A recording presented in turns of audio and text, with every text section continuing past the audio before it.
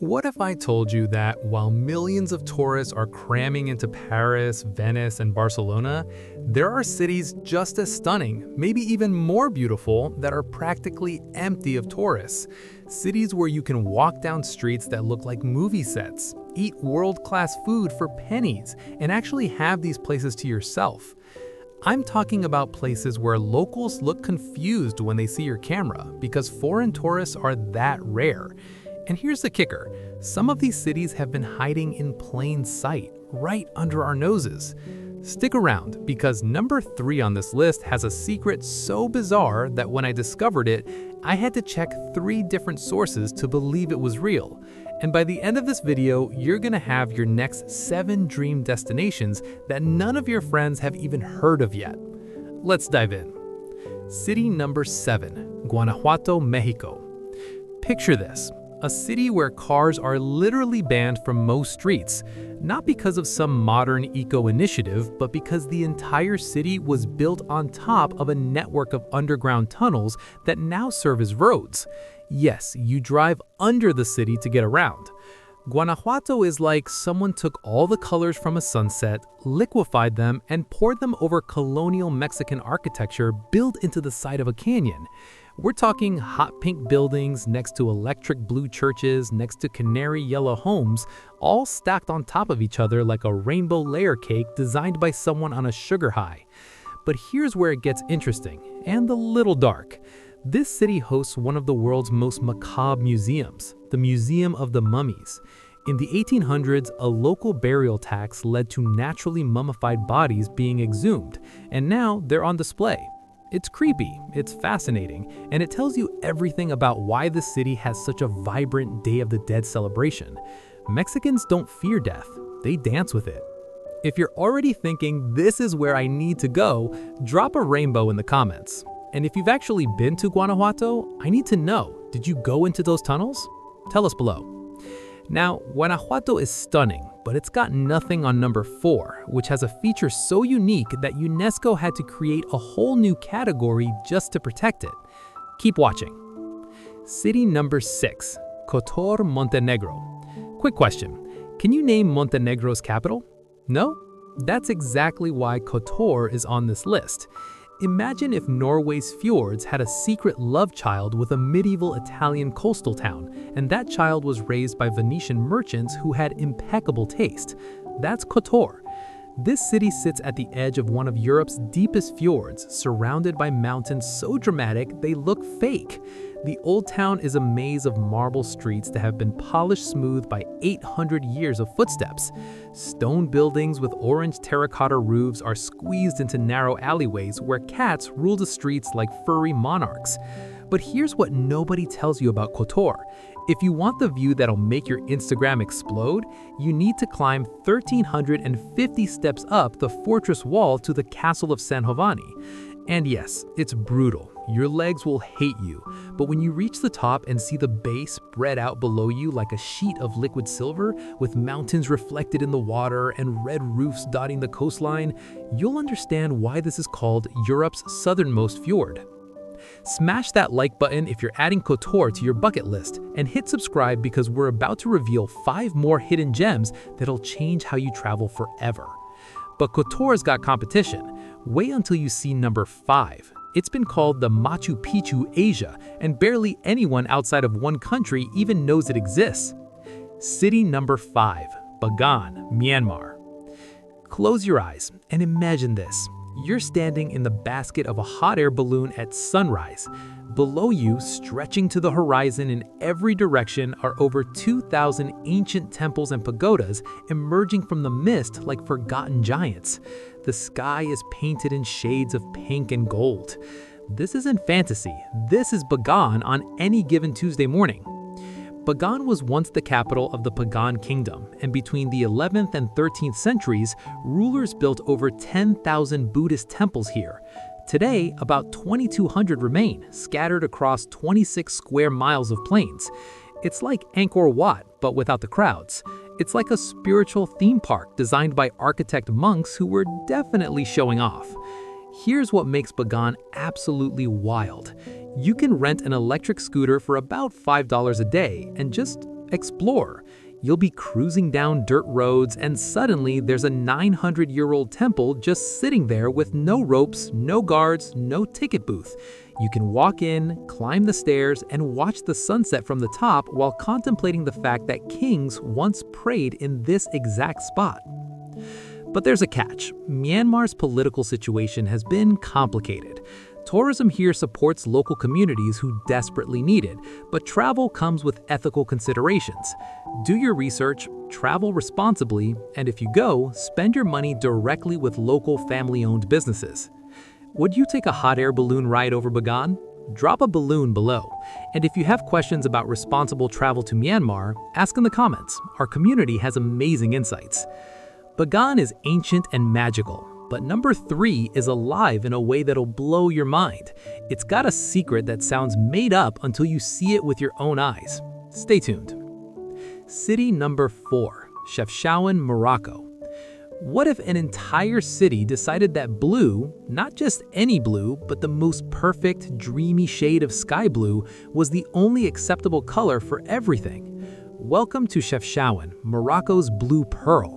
Nestled in the Rif Mountains, this city looks like someone dumped an ocean over a Moroccan Medina and it decided to stay. Walls are blue, doors are blue, stairs, flower pots, alleys, even the streets, blue, blue, blue. Walking through Chefchaouen feels like wandering through a fever dream painted by someone obsessed with the sky. But why is everything blue? The theories are endless. Some say Jewish refugees painted it blue in the 1930s to symbolize heaven and God. Others claim it keeps mosquitoes away. It doesn't. Some say it keeps houses cool. Maybe. The real answer is, nobody knows for sure anymore, but the tradition stuck, and now painting your house any other color would be like showing up to a wedding in a Halloween costume. Here's the secret traveler tip. Stay overnight. Most tourists do Chefchaouen as a day trip from Fez, which means by 5 p.m., the city empties out. That's when the magic happens. The evening call to prayer echoes off the blue walls, locals come out to sit in doorways, cat families parade down the alleys. You can sip mint tea on a rooftop and watch the mountains turn purple as the sun sets. And the food, the food. Tagines that have been slow cooking for hours, fresh bread from communal ovens, orange juice squeezed right in front of you, all for prices that'll make you weep with joy. Who's ready to paint their Instagram blue? Comment blue pearl if Chefchaouen just made your bucket list, and subscribe so you don't miss the rest of these hidden gems. Chefchaouen is surreal, but hold on, number 2 is literally carved into a cliff face and has been continuously inhabited for over 4,000 years. You won't believe this place is real. City number 3. Ha Long Bay's floating villages in Vietnam. Okay, you've probably heard of Ha Long Bay, those limestone karsts jutting out of emerald water that show up in every Visit Vietnam poster. But here's what they don't tell you. Hidden among those 1,600 islands are floating villages where entire communities live their whole lives on the water. I'm not talking about houseboats or vacation barges. I'm talking about schools, markets, temples, homes, entire neighborhoods floating on the bay. People are born on the water, grow up on the water, get married on the water, and many never live on land. They farm fish in floating pens, shop at floating stores, and send their kids to floating schools. The villages have names like Cua Van and Vung Vieng, and visiting them is like stepping into a parallel universe where humans adapted to the sea instead of the land. Dogs lounge on boat decks, chickens somehow live on floating bamboo platforms, kids paddle tiny boats to visit their friends like we'd ride bikes. But here's the bittersweet truth. These villages are slowly disappearing. The Vietnamese government has been relocating families to land, concerned about education and healthcare access. Within a decade, these floating communities might only exist in photographs and videos like this one. This is why I make these videos, to document places before they change forever. If you appreciate that mission, subscribe and hit the bell so you never miss an episode. And comment below, should these villages be preserved or is relocation for the best? We're approaching number 1, but first, let me show you a city so stunning that when Marco Polo visited, he thought he'd reached paradise. Keep watching. Matera, Italy. What if I told you there's an entire Italian city where people live in caves, and these aren't primitive caves, they're ancient cave dwellings that have been transformed into boutique hotels, restaurants, and homes that cost millions? Matera is one of the world's oldest continuously inhabited cities, with evidence of human settlement going back 9,000 years. The Sassi di Matera, literally the stones of Matera, are districts of cave dwellings carved directly into the limestone cliffs. From a distance, the city looks like a honeycomb, with layer after layer of stone buildings and cave openings stacked on top of each other, like a honeycomb designed by someone on a sugar high. Here's the wild history. For the most of the 20th century, Matera was considered Italy's shame. The cave dwellings were overcrowded, unsanitary, and associated with poverty. In the 1950s, the government forcibly relocated 15,000 people. The city was abandoned, left to crumble. Then, in the 1980s, artists and historians realized what had been lost. One of the most unique examples of human adaptation to landscape in the world. Slowly, Matera was restored. Today, it's a UNESCO World Heritage Site, European Capital of Culture, and one of the most sought-after destinations in Italy. You can sleep in a luxury cave hotel with stone walls that are thousands of years old. You can eat dinner in a restaurant that used to be a stable in the 1600s. You can climb through ancient cave churches with Byzantine frescoes still clinging to the walls. If you're a history nerd like me, you need to visit Matera. Give this video a thumbs up if you're adding it to your list, and drop a amphitheater in the comments. Matera is jaw-dropping, but we've saved the absolute best for last. Number 1 is a city that people literally go to war over because it's so beautiful. Stay with me. City number 1, Bergen, Norway. Bergen. If you've heard of it, you probably think, cute Norwegian coastal town. But Bergen isn't cute, it's devastatingly, almost aggressively beautiful. It's the kind of place where you'll be walking around and you'll have to sit down because the beauty is literally overwhelming. Here's what makes Bergen special. It's the gateway to Norway's fjords, surrounded by 7 mountains, built around the historic harbor with colorful wooden buildings that look like they're from a storybook.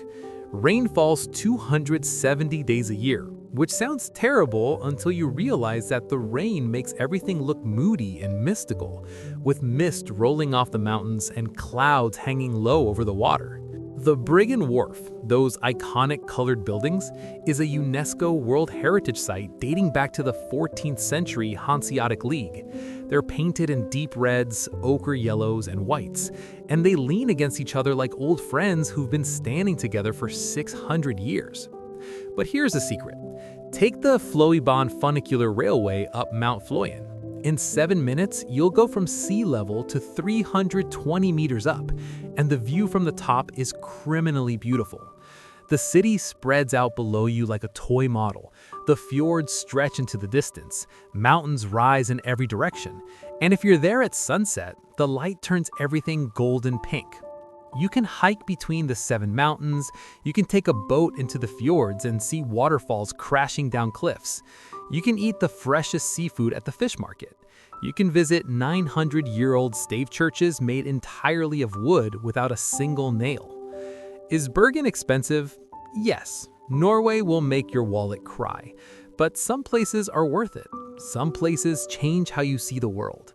Bergen is number 1 for a reason. It's the perfect combination of nature, history, and beauty. If this is your dream destination, let me know in the comments. So there you have it, 7 absolutely stunning cities that the world doesn't know about yet. From underground tunnel roads in Mexico to floating villages in Vietnam, from blue-washed Moroccan Medinas to Norwegian fjord gateways. These places prove that the most beautiful destinations aren't always the most famous. Here's my challenge to you. Pick one city from this list, just one, and commit to visiting it in the next 2 years. Not Paris, not Rome, not the places everyone else goes. Be the person who comes back from vacation with stories nobody's heard before. If you enjoyed this video, subscribe for more hidden travel gems that'll change your bucket list forever. Hit that notification bell so you're first to know when we drop the next episode. And check out this video next, where we explore the world's most underrated food destinations. Trust me, you don't want to miss it. Until next time, keep exploring, keep discovering, and remember, the best trips are the ones nobody saw coming.